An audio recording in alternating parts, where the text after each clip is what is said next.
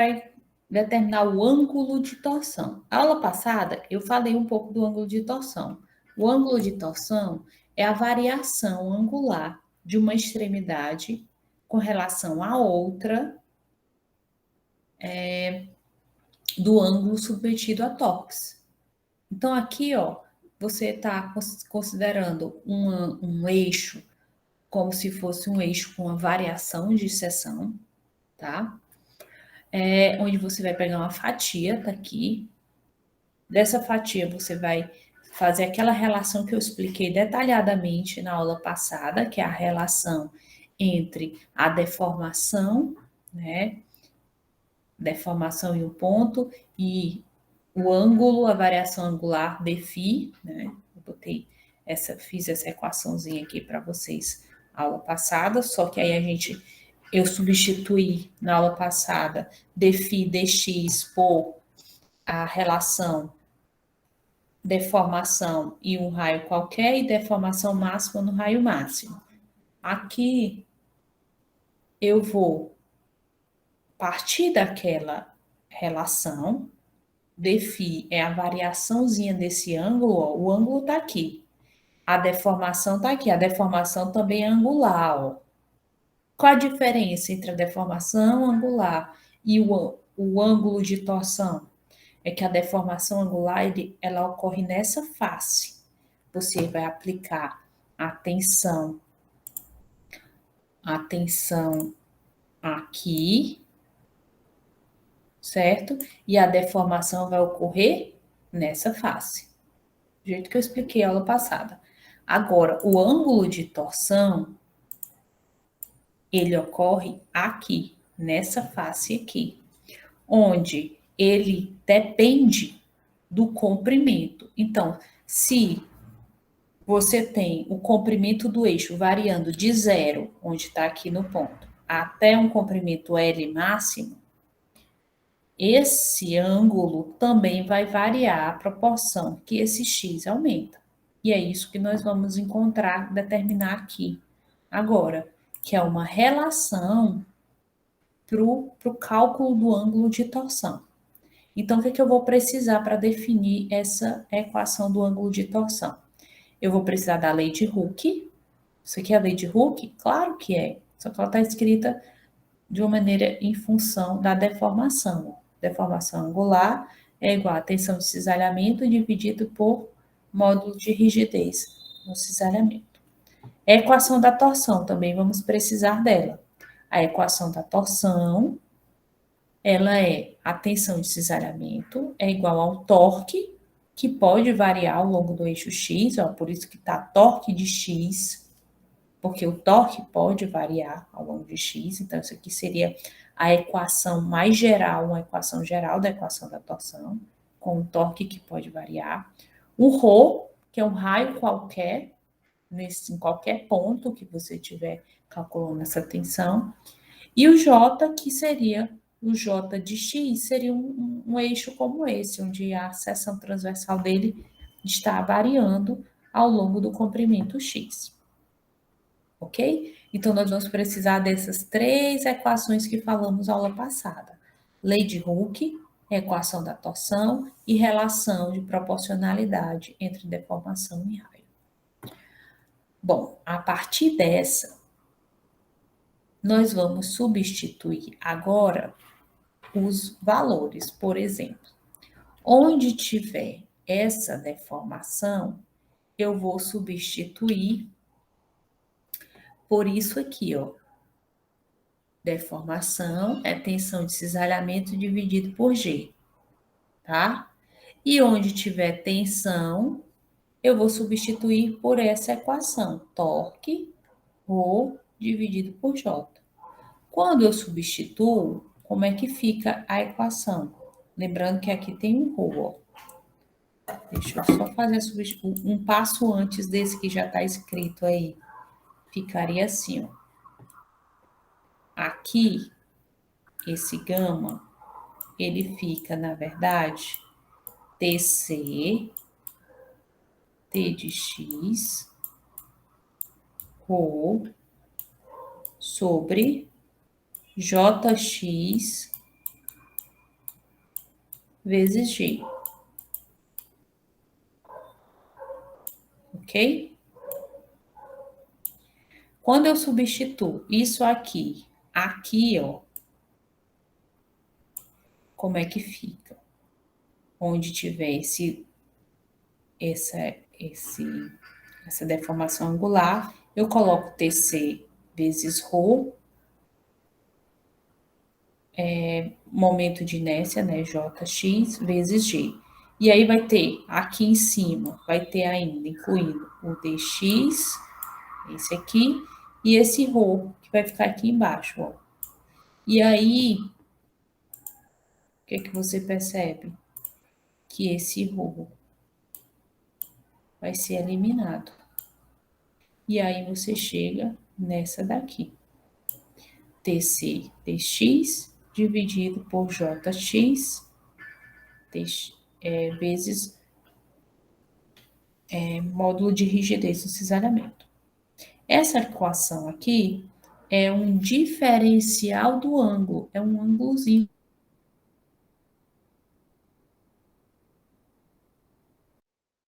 O ângulo total de uma extremidade a outra, eu faço o quê? Integro. Integro no comprimento de uma extremidade, 0, até a outra, L.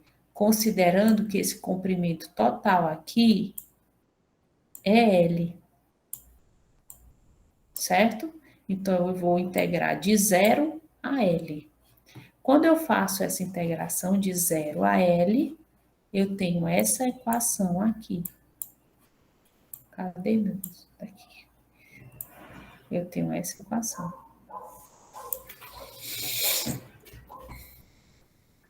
Essa equação, gente, é a equação geral do ângulo de torção. Vocês já viram alguma equação parecida com essa?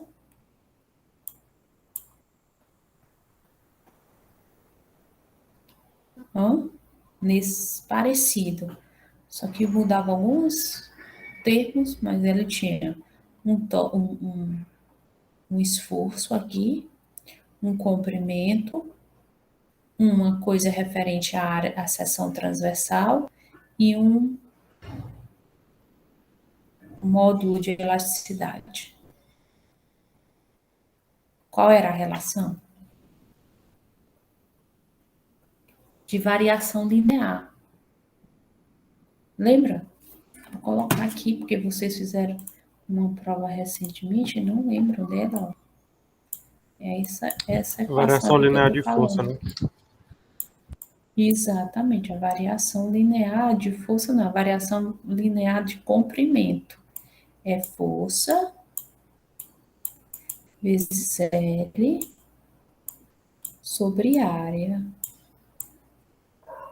vezes módulo de elasticidade.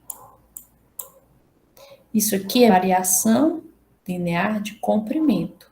Variação do comprimento. Ora, só que agora eu estou falando de variação angular.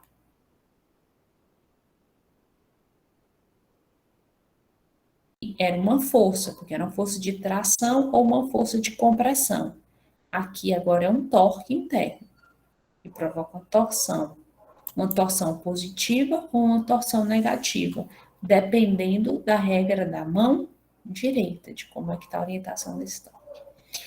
O comprimento, então, também, o ângulo, ele vai variar diretamente, ele é diretamente proporcional ao comprimento do eixo. Vocês também, lá em variação angular, também era proporcional ao comprimento do eixo. E inversamente proporcional à seção transversal. Aqui, no comprimento, era a área direto, só como é uma torção, é a resistência ao giro dessa seção transversal, que é momento de inércia polar, J. E tem também a questão do material, da rigidez desse material, de como é que ele vai resistir mais ou menos a essa torção, a essa variação angular, que é o G aqui no ângulo e lá na variação de comprimento era o módulo de elasticidade, o módulo de Young. Tudo bem? Deu agora para fazer uma relação? E aí, olha, eu posso escrever essa equação geral aqui, eu posso escrever essa equação geral de uma forma mais simplificada também, do jeito que a gente fez lá com a variação do comprimento. Ora, para o torque onde a área de seção transversal é constante, ou seja, eu não tenho o raio variando assim, eu tenho um raio constante, e o torque também, onde ele é constante em determinados trechos de seção transversal, torque interno, então eu posso resumir, transformar isso aqui em torque, comprimento, dividido por J vezes G. E se eu tiver várias seções sofrendo, submetidas a esse torque, com variação de torque interno, eu posso fazer um somatório dessas seções. Do jeito que a gente fazia somatório lá na variação de comprimento, a gente vai fazer aqui também. Beleza? Vamos lá. Olha só. Então, se você tem um eixo, repetindo lá o eixo a que eu mostrei anteriormente, e ele estiver sujeito a diversos torques diferentes em pontos específicos, certo? Ou se ocorrer, por exemplo, uma mudança na área de seção transversal, você vem com um comprimento, um diâmetro aqui constante, aí de repente aqui o diâmetro diminui. Aí você vem, aí depois o diâmetro diminui de novo, tá? Então você tem trechos constantes. Você pode dividir em trechos e depois somar. Então, se ocorrer mudança na área de seção transversal ou no material do eixo, você pode ter uma parte do eixo de aço e um núcleo de latão, por exemplo, ou um trecho de aço e outro pedaço do trecho de outro tipo de material, ele muda o módulo de elasticidade, o módulo de rigidez. Então, também vai mudar o ângulo. Então, isso ele muda de forma repentina, de uma região para outra. Quando eu digo muda repentino, quer dizer que ele tem um trecho onde ela é constante. Aí parou naquele trecho, aí muda. Aí tem outro trecho. Se for assim, você pode usar o somatório, tá? Somatório, o torque vezes o comprimento dividido por JG. O ângulo de torção será então a adição desses vetores dos ângulos de cada segmento. Então, do mesmo jeito que a gente usou lá na variação de comprimento. Então, por exemplo, se eu quiser saber como é a variação de comprimento da extremidade 1 com relação à extremidade 3, eu tenho que somar a variação angular, de comprimento não, tá, gente? Variação angular de 1 até 3, eu vou somar a variação de 1 até 2 e de 2 até 3, tá? Importante, ó, regra da mão direita, porque agora para a gente fazer esse somatório do mesmo jeito lá de variação de comprimento, onde se fosse tração, somava, se fosse compressão, subtraía, aqui vai somar ou subtrair dependendo da regra da mão direita, se o torque é positivo ou se o torque é negativo. Se o torque for positivo, ó, se for uma seção que você pegou a seção da esquerda, regra da mão direita, coloca no sentido da setinha, os dedos. O polegar sair da seção, que seção? Essa seção de referência aqui, interna. Saiu? Saiu.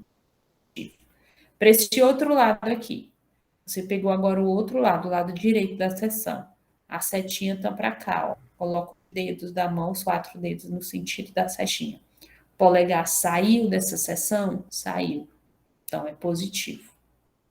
Dá para entender isso? E do mesmo jeito, o sentido do do ângulo